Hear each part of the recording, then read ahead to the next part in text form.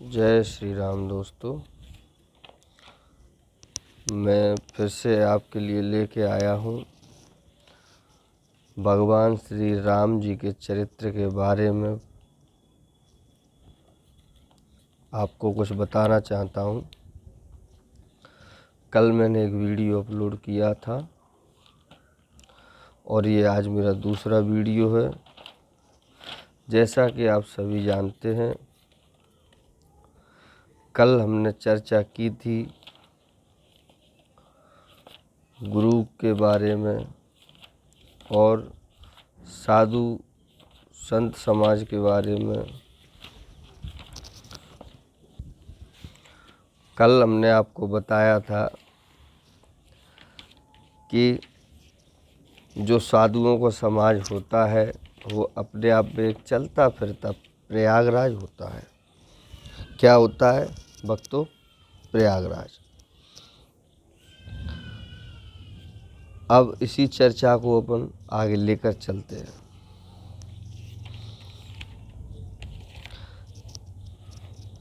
इस तीर्थ में जो साधु संतों का जो समाज है वो तीर्थ रूपी होता है।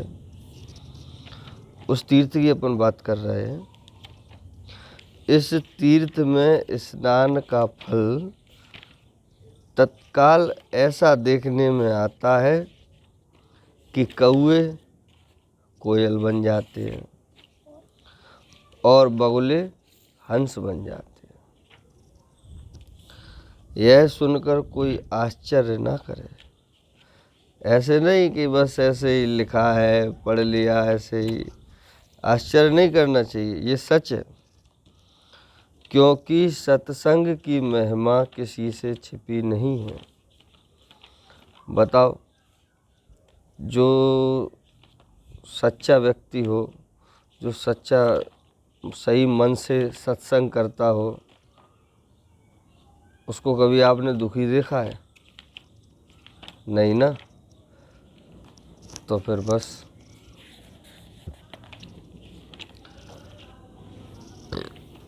वाल्मीकि जी, नारद जी और अगस्त्य जी ने अपने अपने मुखों से अपनी जीवनी का वृतांत कही है।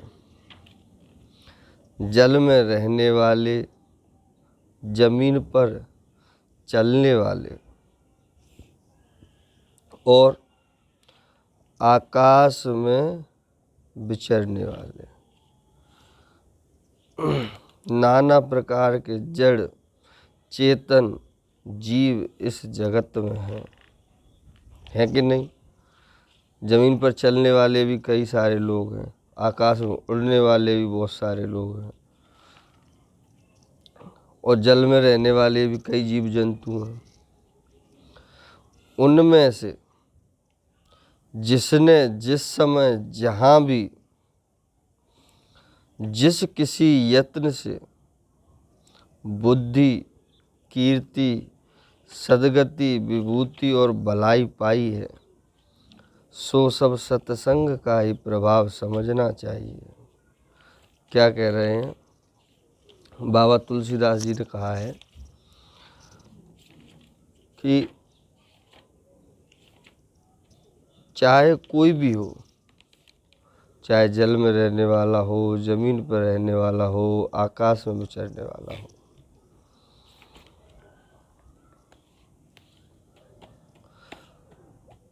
उसको कीर्ति मिल गई या उसको सद्गति मिल गई या उसको बुद्धि मिल गई या विभूति मिल गई। विभूति मतलब जानते हो?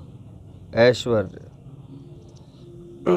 ऐश्वर्य तो जब जानते ही होंगे। ऐश्वर्य मतलब ऐश से जीवन बिताना, ऐश करना।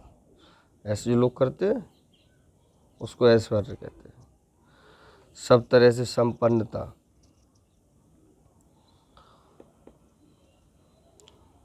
तो लोग क्या समझते हैं कि ये हमारी मेहनत से मिला है या हमने इतनी मेहनत की है, पढ़ाई की, लिखाई की, इसके लिए इतना काम किया इसलिए हमको ये सब मिला है। नहीं, ऐसा नहीं है। कहीं ना कहीं ये सत्संग का ही प्रभाव होता है। इसको सत्य समझना चाहिए। सत्संग की सिद्धि ही फल है, सिद्धि मतलब प्राप्ति, और सब साधन तो फूल हैं। सत्संग अगर किसी को प्राप्त हो जाए तो उसी को फल समझना चाहिए, बाकी सब तो फूल है। दुष्ट भी सत्संगति पाकर सुधर जाते हैं। आप लोगों ने देखा होगा, बुरे से बुरा व्यक्ति भी जब अच्छे समाज में पड़ जाता है, अच्छे लोगों का साथ उसे मिल जाता है, तो वो सुधर जाता है। और जैसे पारस के स्पर्श से लोहा सुहावना हो जाता है।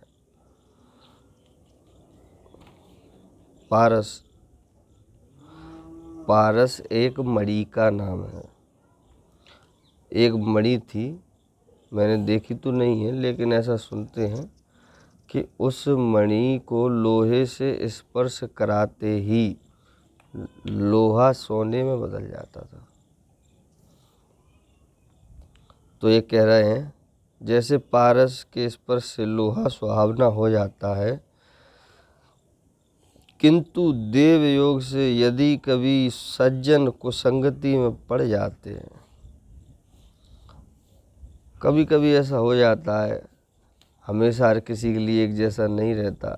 अच्छे अच्छे साधु लोग भी कभी कभी कुसंगति में पड़ जाते हैं, तो वे वहाँ भी सांप की मणि के समान अपने गुणों का अनुसरण करते हैं। मतलब सांप की मणि, मतलब सांप की जो मणि होती है वो सांप के अंदर होती है। सांप कितना जहरीला होता है, उसके बावजूद भी मणि इतनी गुणवान होती है, और वो मणि सांप तो नहीं बन जाती है। सांप बन जाती है क्या? मणि तो मणि ही रहती है। अपना स्वभाव, अपने गुण, अपना चमक, किसी कुछ नहीं बदलता उसका। उसको जैसे ही वो जैसे चमक होती है वैसी उसकी हमेशा ही बनी रहती है।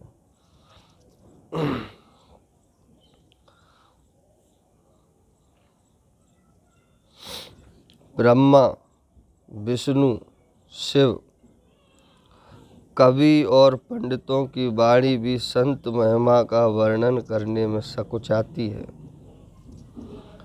संतों की जो महिमा है उनका वर्णन करने के लिए ब्रह्मा, विष्णु, शिव, कवि और पंडितों की वाणी भी सकुचाती है कि संत कैसे होते हैं। और यहाँ आज का समय देखो, आज के समय में हम लोग ही डिसाइड कर लेते हैं कि ये बाबा साधु सही है और ये साधु खराब है। अरे जब ब्रह्मा जी, विष्णु जी, महेश जी उसका वर्णन नहीं कर सकते, वो उसको नहीं बता सकते, तो हमारी क्या ताकत है? हम किसी को अच्छा बुरा ऐसे नहीं कह सकते जब तक उससे हम खुद परिचित ना हो, खुद उससे बर्ताव ना किया हो हमने। वह मुझसे किस प्रकार नहीं कही जाती, जैसे साग तरकारी बेचने वाले से मड़ियों के गुण समूह नहीं कहा जा सकता। अब कोई सब्जी बेचता हो और उससे कहो कि भैया मड़ी में क्या क्या गुण होते हैं उसके बारे में बता दो हमें, तो क्या वो बता देगा? हर कोई नहीं बता सकता है। मैं संतों को प्रणाम करता हूँ। बाबा तुलसीदास जी लिख रहे हैं कि मैं संतों को प्रणाम करता हूँ जिनके चित्त में समता है। तुलसीदास जी तो लिख ही रहे हैं, वैसे मैं भी प्रणाम करता हूँ संतों को जिनके चित्त में समता है। मतलब समता मतलब समान भाव। ऐसा नहीं है कि वो कोई दुख की बात हो तो दुखी हो जाए, सुख की बात हो तो सुखी हो जाए, ऐसा नहीं है।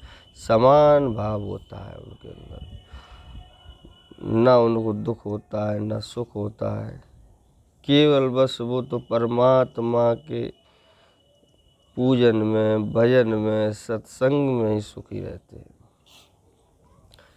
जिनका ना कोई मित्र है और ना शत्रु, किसी से उनकी मित्रता नहीं होती, किसी से शत्रुता नहीं होती।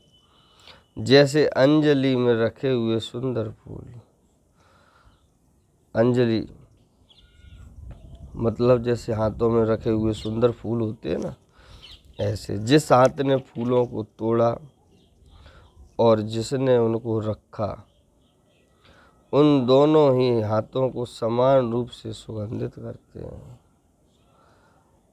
वैसे ही संतों, शत्रु और मित्र दोनों को ही समान रूप से कल्याण करते हैं। पुष्प जो होते हैं उनको कोई तोड़ के लाए, उसके हाथों में भी खुशबू हो जाती है, और जिसके लिए लाते हैं उसको देते हैं तो उसके हाथों में भी हो जाती है। ऐसे ही साधु संत होते हैं,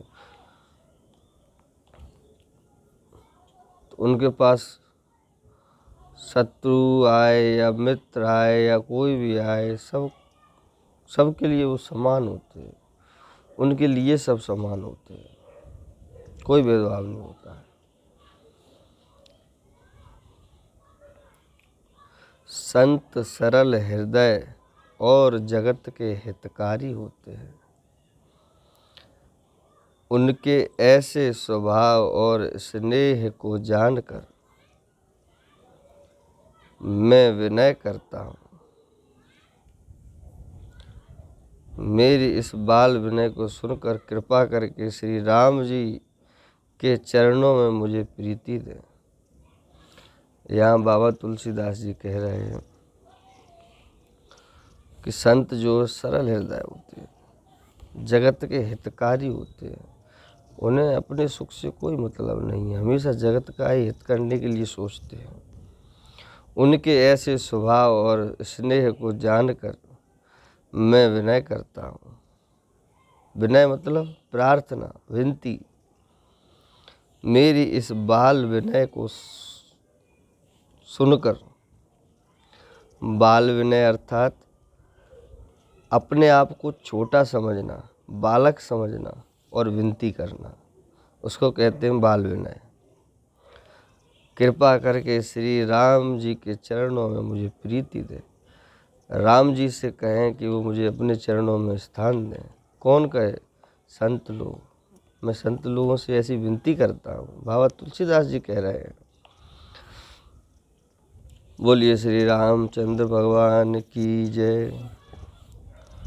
ये मेरी आज की कथा। अब इसके आगे की चर्चा हम कल करेंगे। जो भी गलती हुई हो मेरे शब्दों में, उसके लिए मैं क्षमा प्रार्थी हूँ। आप लोग मुझ पर अपना आशीर्वाद बनाए रहें और प्रतिदिन मैं श्री राम जी की जीवनी की चर्चा करूँगा, चरित्र की चर्चा करूँगा। कृपया आप लोग थोड़ा सा समय निकाल कर इसको सुनें और अपने जीवन में धारण करें। हो सकता है मेरे कहने में आपको थोड़ा सा ऐसा लग रहा हो, लेकिन सत्य यही है कि जिस सुख की मनुष्य जीवन भर तलाश करता है, वो परम सुख परमात्मा में ही प्राप्त होता है। बोलिए श्री रामचंद्र भगवान की जय। जय श्री राम।